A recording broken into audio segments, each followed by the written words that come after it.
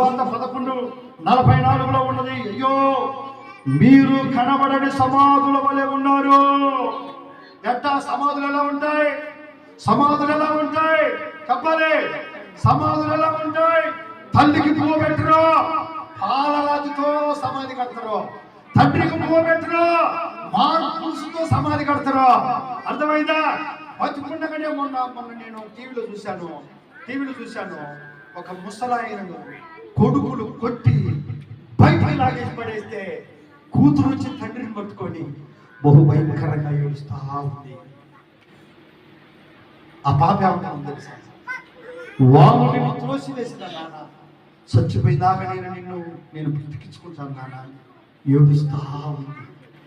ఈనాడు తల్లిదండ్రులకు పోబెట్టడం, తల్లిదండ్రులు కొట్టి తరిమేవారు, తల్లిదండ్రులు దూషించేవారు, తల్లిదండ్రుల మాట వినకుండా ఉండేవారు ఎందరో ఎందరో ఎందరో ఈ భూమి మీద ఉన్నారండి.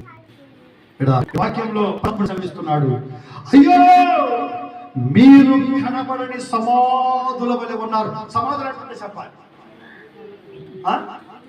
చెప్పండి అమ్మా. ఎప్పుడైనా సమాధుల్లో పోవాలన్నా మీకు భయమే. అర్థమైందా? ఒకరోజు ఒక ఆయన చచ్చిపోయాడు. సమాధి కార్యక్రమం చేయడానికి వెళ్తున్నాం. జాగ్రత్తగానండి.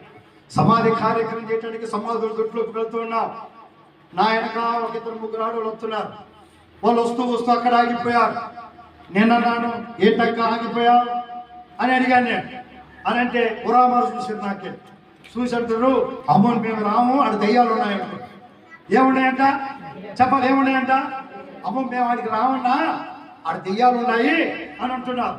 నేనన్నా, చచ్చిపోయిన సమాధులే కదరా, అక్కడ దెయ్యాలు ఎందుకుంటాయి?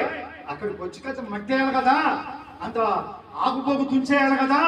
అందరు వెళ్తున్నారు, మీరు కూడా లోపలికి రండి అంటే వాళ్ళు ఏమైనా రాస్తున్నారు. వాళ్ళు అంటారు, మేము రాము, ఆ దెయ్యాలు మాకు పడతాయి. ఏం పడతాయంట చెప్పాలి, ఏం పడతాయంట? దెయ్యాలు పడతాయండి. ఎంత భయమో చూడండి. చీకట్లో మనం పోతుంటే మనం నేడగిన మన పగపడ్డా చెప్పాలి, ఏమైంది? పాపను చూసి పరిగెత్తే వాళ్ళు కూడా ఉన్నారండి. దేవుడు అంటున్నాడు, కనపడని సమాధులు ఎట్టుంటే పైకి సున్నం పూసి రంగులేసి బాగా అలంకరించబడి ఉంటాయి. లోపల ఏముంటాయి? సమాధుల లోపల చెప్పాలి, సమాధుల లోపల ఏముంటాయి?